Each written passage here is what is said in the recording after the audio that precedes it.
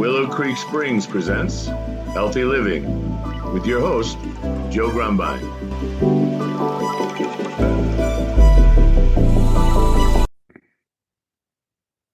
Well, hello and welcome back to the Healthy Living Podcast. I'm your host, Joe Grumbine, and we have a very special guest today. Let's see if I get that middle name right. We have Dr. Kate Mihevc Edwards, and she's a physical therapist and a board-certified orthopedic specialist, and she practices running medicine. And I'm just going to leave it at that for now because she's got such a wealth of bona fides that I think we'll just jump right into it. Dr. Kate, welcome to the show. How are you doing today? I'm doing great. Thanks for having me today, Joe. I really appreciate it. It's my pleasure. So running medicine, that sounds so interesting. You know, the theme of this podcast is healthy living. And so we're always looking for, different pathways to find health. And it's amazing the things that are considered medicine, from plants to practices to exercise to diets, foods, all of it. So why don't you share with us a little bit about, what brought you here? I like to always kind of hear our guest's genesis story. Yeah, sure. So I do running medicine, which is just a niche practice in physical therapy. And what I love about running medicine is that it is the place where a lot of multidisciplinary care occurs.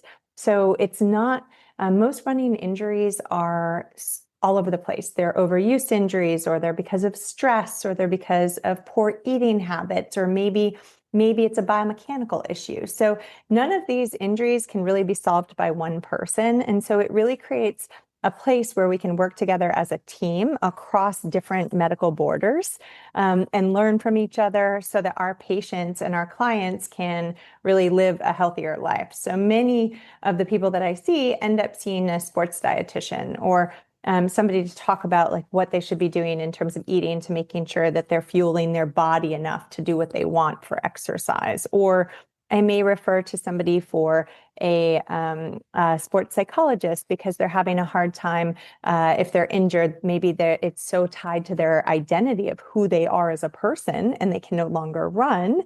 They may have to speak with someone. So that's what I love about running medicine and what I do every day. But I started because I was a runner and triathlete myself. And I think that's kind of what always brings us. It's life experience that brings us to where we are.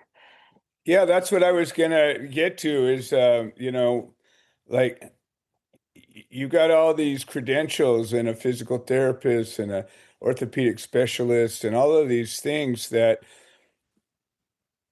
overlap with running, but not necessarily focus on that. And so you're a runner by nature. Yeah, so I didn't run in high school because I went to such a small high school that we didn't have a team. So I actually ran. I ran, but there was no team or a coach or anything like that. So so I kind of had to figure it out on my own. But then it was in college that I started to run like bigger races, like half marathons, and eventually after that, I did a marathon. And my coach in college was actually, or right after college, was actually a physical therapist. So I didn't go to college to be a physical therapist. I went to college and studied sports photography, actually, and marketing, which is really funny. But then I fell in love with running and I just couldn't let it go. And my coach let me shadow her in clinic. And I thought, oh my God, this is what I love. This is what I want to do, is be able to help people through this. Nice. So that's how I landed it. But then about 10 years ago, I nearly died training for a half-Ironman. Oh, wow. Yeah, so it was really scary. I went into ventricular tachycardia on a run. Wow. And, it took about That's 10. where your heart just starts beating wild and the rhythm isn't right. You're not getting the blood flow and everything's all like you lose it. Yeah. Yeah, my heart rate, like I could see my heart beating outside of my chest. It was the strangest thing. And I looked at my Garmin and it was 300 beats per minute, and then it stopped tracking. Whoa. So I thought it was broken. I didn't actually, in that moment you look at it and you're like, there's no way this is possible. So Right. I thought can't even beat that fast. Yeah. Yeah. And so I thought it was broken and I sat down on my front steps and I didn't feel good. So I knew something was wrong. I was Yeah. dizzy, I was disoriented, but then my heart rate converted back and I didn't do anything immediately. It wasn't until the next day that I went to clinic and I told my colleagues, and they were like, "What is wrong with you? Why aren't you at the Yeah, physician?" yeah. Why aren't you strapped up to an EKG and figuring out what the hell's wrong with you? But I think that this is where how I practice now comes from. As an athlete, um, I was blaming myself. I was saying, "Oh, you must have trained wrong, or you must have done something." And we have this idea that we can just push through anything and just, Right. right? And we can in a lot of ways. Most of the time, that's accurate. Yeah. Yeah. And so I Not was always. right. And then so it took about 10 months to diagnose what I had, and it's a rare genetic heart disease. Oh, And wow. during that time, I felt like I was losing pieces of myself. I couldn't run, I couldn't train, I couldn't be with my friends. My whole world was about running. And it was a really reflective time for me in terms of like what was important and how I wanted to be treated as a patient, because I often felt like people weren't listening to me.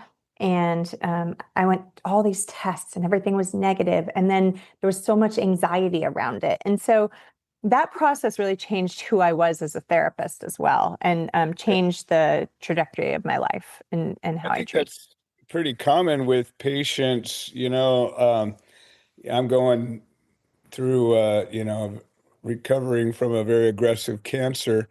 And all the doctors I've talked to, and, I mean, I'm doing my own research and finding my own answers, and you try to share that with a doctor. And most of the time, they're just like, I don't know what you're even talking about, or, yeah, yeah, yeah, they pat you on the head and say, you go do your thing, but here's what we're going to do. Like, you just get talked down to by so many, doctors and clinicians. Yes, I think that that is one of the number one things that's wrong with our system, but I think it is a product of our system, our Right, healthcare system, because we don't have a lot of providers don't have time. They would spend more time, but they don't have it because of the right. system that they're in. Oh, yeah, it's a whole metric thing. I mean, like Yeah. they got a caseload that is probably twice what they can really handle, and they got to get through it. It's their contract, it's their whatever, and gives you 5 minutes with everybody pretty much. Yeah, and so what happens is as patients we get lost in translation and we Right, feel like we have to do the research on our own, and we feel like nobody's listening to us and we feel lost, and that can create so many other issues when we really just need someone to listen to us right, and give us a plan. And if they don't know the answer, that's okay, but they have to be willing to look for an answer or maybe collaborate with you to find it. exactly. And that's like old school. Like, you think about the classic country doctor, that would come over to your house and have dinner with your family. And, you Yeah, know, they're like a detective, they're spending correct. time watching what you're doing, listening, smelling, hearing, seeing what you're eating. And then all of a sudden, oh, yeah, it looks like. But today you get a little survey to fill out and it says, have you? And the doctor doesn't know if you're telling the truth, and you don't know if you're getting the answers right. And maybe you didn't understand something. And my God, it's just such a disconnect. Yeah. And so that's what it's not, that is not how it is at my clinic. And it's on purpose. And it's because of my experience and it's because of how I believe we should treat our Right. patients. And I work outside the insurance system, and that so it allows me to do that. And Nice. unfortunately, that's how we have to do it in order to provide this type of care. Yeah. So that's what we do. And we spend a lot of time on that. And it's funny you said the country doctor, because Yeah. um, where I live in this small health and wellness community in Georgia, Nice. right outside of Atlanta. And we have all these intramural sports, and people like, 30s, 40s, 50s playing. So they're always getting hurt, always. And I Right. have I have a bag and I get a message, like I'll get a Love call. it. Woo-hoo. And I actually we have golf carts. So I get on my golf cart and I drive up to the field and I assess the patients on I field. love it. Love it. Love it. Love it. I love it. It's funny. This podcast is sort of creating or not creating, but weaving a network of practitioners that have that, I don't know, work ethic or practice ethic of connecting with people. And I think that it's wonderful that you found your way here, because that's, I think, what we need a lot more of.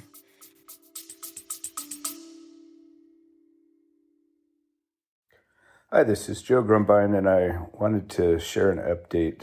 The platform that hosts this podcast has made some changes to the subscriber settings, and we have a number of subscriber-only episodes that we offer to the supporters, and for a minimum of $3 a month, we can get you signed up. And if you're already signed up and you're having some kind of trouble locating these episodes in the other platforms, I would say maybe the best answer is to unsubscribe and then resubscribe. I'm sorry for the hassle. I don't have any way to make a change, but I'm very grateful for all the support. Thank you. Yeah, me too. And that's part of why I've got all those things in my bio and everything, is because at first I was treating, one patient at a time and doing this for one patient at a time. And then I just kept realizing how bad the system was and how many people were frustrated and upset. And so then I, opened a clinic and started mentoring so that there were more people that could do what I was doing. And then that led me to all the other stuff, like the research and the teaching. And so I do think it's so very important. And that's why our voices have to be out there. And that's why we have to do, sometimes step out of the patient room and do some of it so we can help on a larger scale. I think it's fantastic. And then I suspect you probably have a network of practitioners that share your ideals or your values about this. And the thing is like, the world of practitioners and physicians has become so specialized. Like, it used to be you were a general practitioner and you just kind of went in and see what's wrong, and you kind of knew a little bit about everything, and you found your way to an answer. But nowadays everybody's gotten their their specialists or their specialty. But if you got a network of other specialists around you, if it goes outside of what you're comfortable in being really good at, you can hand it over to somebody else who's really good at that other thing. Or just, I do a lot of phone calls, right? So I have my providers that I work with on a regular basis, and they're almost every day I call my physician friends or my dietitian friends or my sports psychologist friends, and I'll say, hey, I've got this case. What do you think about it? Is this someone you should see? Or, you know what I mean? Just to try to, and so I think that's the other piece that's missing in medicine that's happening in running medicine. So, is that we collaborate so very much. And I think that is kind of bringing it back, where we over specialized, and now we realize that, okay, you can't look at everybody in a vacuum. And if someone presents with a knee injury, it's not a knee injury. It's a human that happened to have a hurt knee. Exactly. And I think that, so much of Western medicine is symptomatic focused. And so you go to a doctor, you say, I have a pain right here, and the doctor treats your pain. But that maybe has nothing to do with what caused the pain, and it may never address the source of the pain or alleviate that pain. It just, can cover it up or make it bearable, or, maybe sometimes make it worse because you mask it and you keep doing the thing that's causing the problem. So I think when we start looking at it from a more holistic approach and saying, well, why don't we try to get to the bottom of this? And again, I think more and more people that I'm talking to on this show are looking at that, the source of the problem, source of the injury, disease, whatever it is, and really get to a healing rather than just a treatment. That's right. And it's so often that book, The Body Keeps the Score, that Yeah. book? Yeah.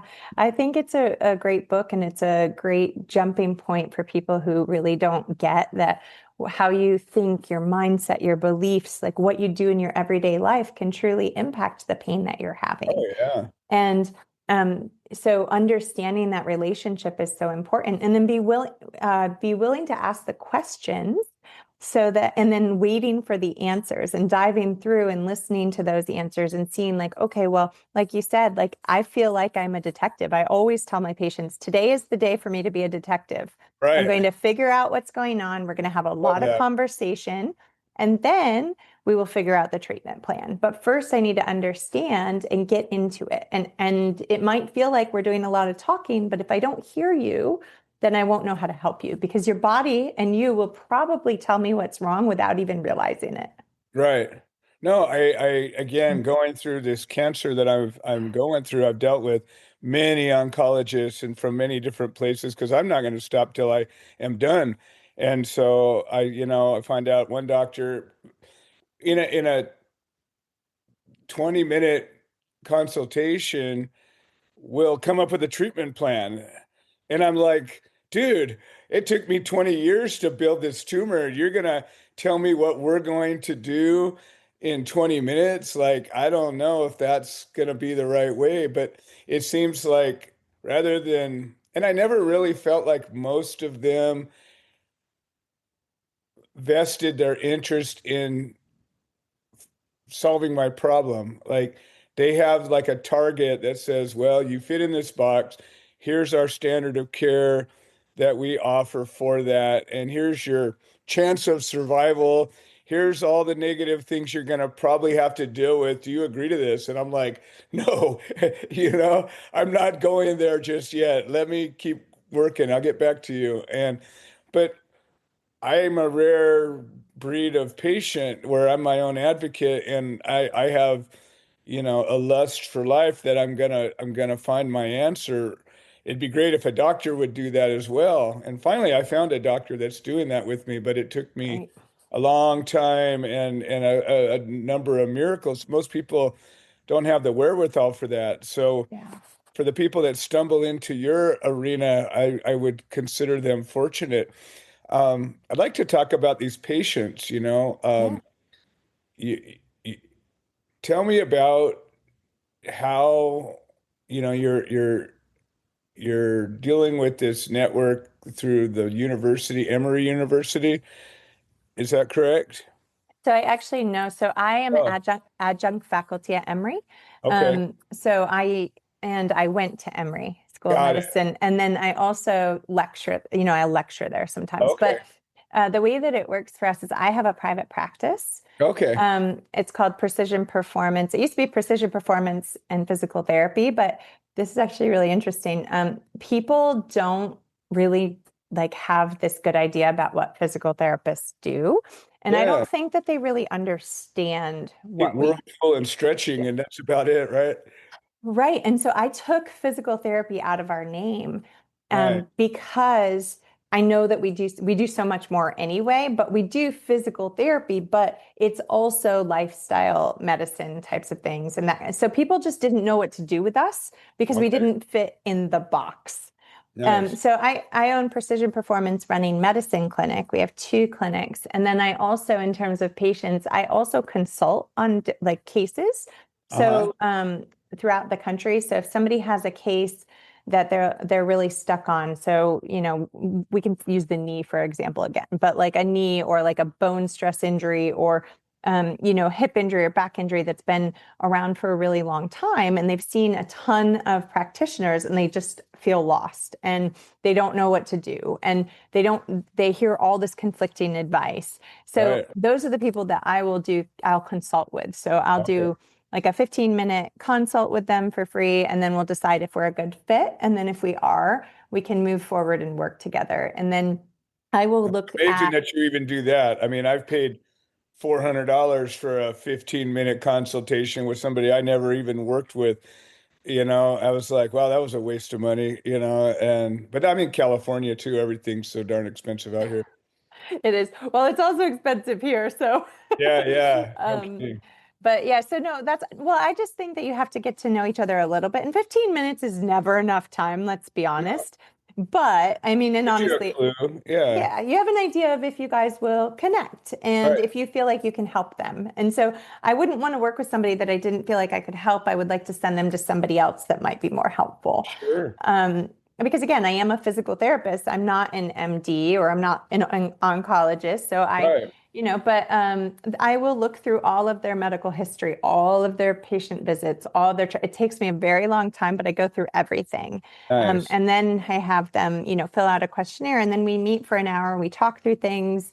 I get more ideas about what's happening. I clear things up that maybe I saw in the notes, and then we figure out where we're going to go from there. And I build out plans, whether it's a return to run program or strength or something else. But even my return run programs like include a column about mental health, like, hey, what are you doing for yourself?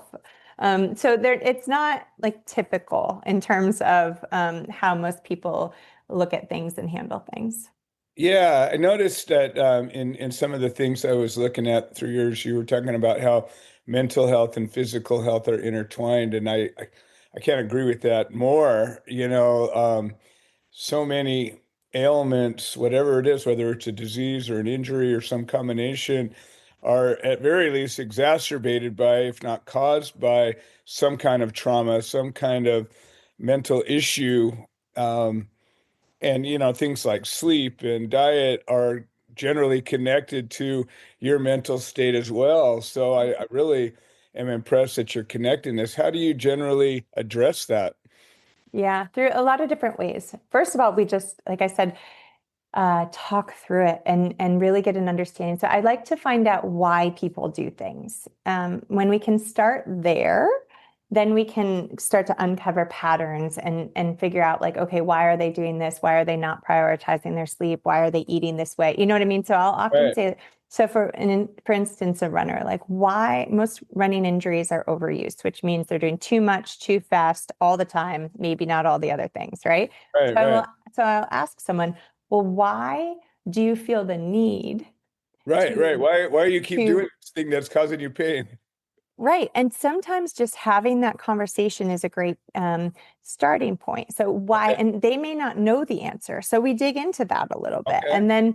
and then figuring out the why behind that, and we'll say, okay, well, maybe we could have a different strategy around this. Maybe I'm not going to take away something that you love, but we need to figure out what else you like to do so that you don't feel like you need to do this one thing all the time that's like putting you into so much pain. And so Right. you know what I mean? And so like how do I get there? It's different for everybody, but it's a lot of really digging in, conversation, figuring out what that person needs. And honestly, Joe, sometimes they just need to be heard. And sometimes they they just need to figure out like what everything means so that there's not so much fear around it. Like all the I had someone who has a stress fracture recently. I've got a lot of people that do, but this one client had a stress fracture, and this stress fracture was caused for a lot of reasons: overtraining, but also they recently had a baby, and beforehand they were on IVF drugs to have the baby or to get pregnant, and they had something called REDS, which is relative energy deficiency in sport, which means they're not eating enough, getting enough fuel. And so all of these things impact how the bone heals, but not many people. The person that referred her to me was somebody that understood this. But Uh-huh. before that, nobody even connected that the IVF drugs could be impacting her bone health. Nobody connected that, breastfeeding is part of it. So it's like, it's truly, like you said, being a detective, looking at Yeah. all the pieces and then figuring out why, and then educating the patient or the client on what is causing these things so that they can make the decisions that they need to make. And sometimes, like she's going to continue breastfeeding. So that's fine. We just build her program differently so that we can accommodate that.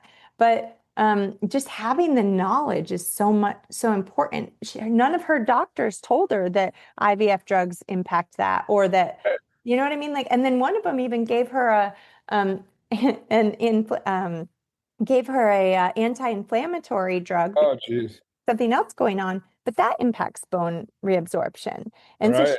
so it was just like there's a major disconnect about what people are doing and what's happening in their clients or their patient's body.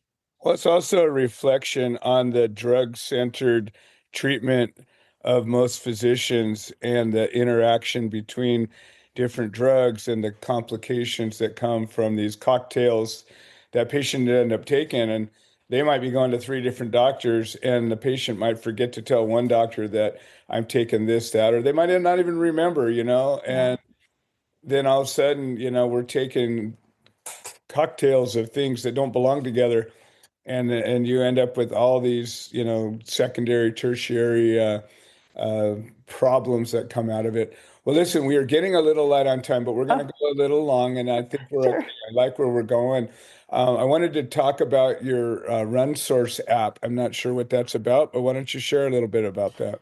Yeah, sure. So I actually right now it's up in the Apple Store we're doing the final Oh, nice. testing before the second version is released. But it's essentially a way that people can um, get the education from a multidisciplinary team, even if they don't have the resources or they're not in an area that has people that know this.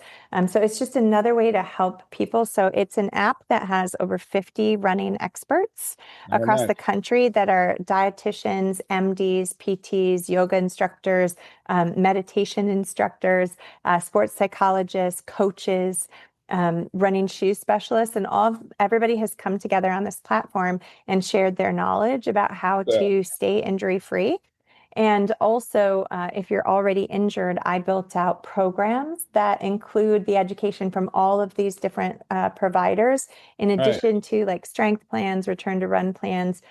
And then this version, you can ask it questions based on my clinical reasoning and, 15, 16 plus years of treating. And then a lot of the research that's available about all of these. So you can say, hey, I've got pain in my butt. Yeah. And it'll say, well, where is it? And it'll ask you all the questions that I would ask. Right. And then it'll give you an idea of what it might be. And then Right. it'll say, these are the resources on the app that you can use to look at it. Um, Sweet. and the reason that I did this is because I'm not trying to replace healthcare providers, but only about 25% of runners even go to a healthcare provider. And Right. so there's this big gap. Yeah. And it's they're searching Google and Chat GPT and all these places, Right. and they're Yeah. not giving good information. WebMD or something like that. They don't ask all the right questions, and they get thrown down the same rabbit hole that the doctors would give you. Yeah, or that you would. So this is a little bit more, it's a closed container. You can ask it questions. And, it's just like everything else. It probably won't be right 100% of the time, but it'll give you good guidance and good information Yeah. from trusted sources. Right. And it's really inexpensive because, healthcare is very expensive. I get it. I get it. Now you've got a new podcast coming out, or that is out. Why don't you tell us a little bit about that? Yeah, so it's called Interdisciplinary Case Miles, and it's with a sports dietitian and a running medicine physician. And the three of us go through difficult cases and break them down and tell people like what they should like, so that if you had, say, an injury, you could submit a case and we would go through it and we would tell All you right. all the things that we think should happen. And we're all the kind of providers that I am. So we think Awesome. outside the box. And so we'll say, okay, this person, this is what I would look at. And then the doctor will say, this is what I look at. And the dietitian says, this is what I would look at. And it gives people ideas about questions they can ask when they go to providers, or if something isn't working, they can hear this and have other ideas about what to do. Nice. I think that's a useful resource.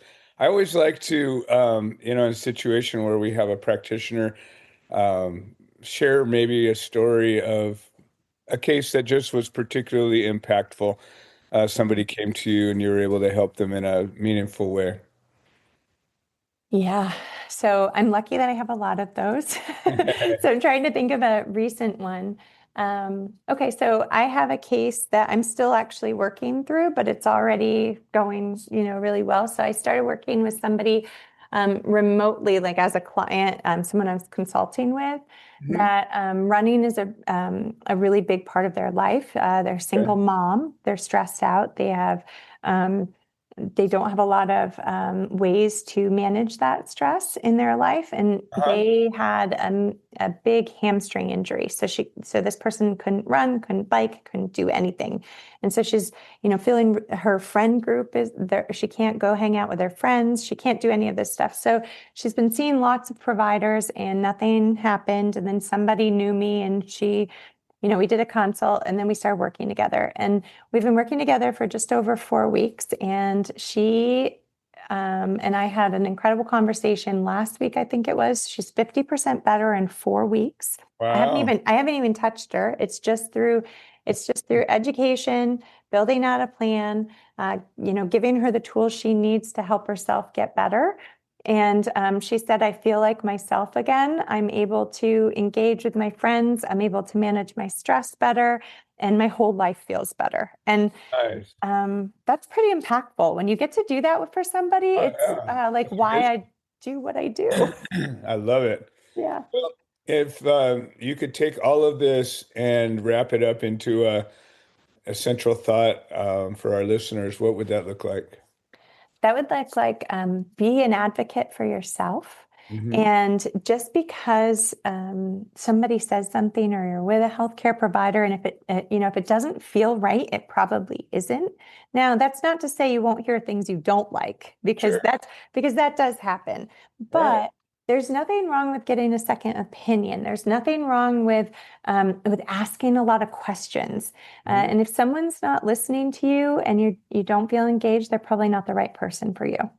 I couldn't agree more. I always say everybody needs to be their own advocate, and treat yourself like you would want to take care of your daughter, or somebody that you just really love that couldn't take care of themselves, and go after it. You hire these people, they don't hire you, and to remember that's beautiful. Well, why don't you share again with all the different ways people can reach you, and all the points of contact. Sure. So it's my name. My Instagram is Kate Mihevc Edwards. Mihevc is Mihevc. And that's actually my website as well, Nice. katemihevcedwards.com. And that has all of my businesses, my consulting, my running medicine clinic, my app, my podcast, all that's in that one place. So you don't have to search far for all of that.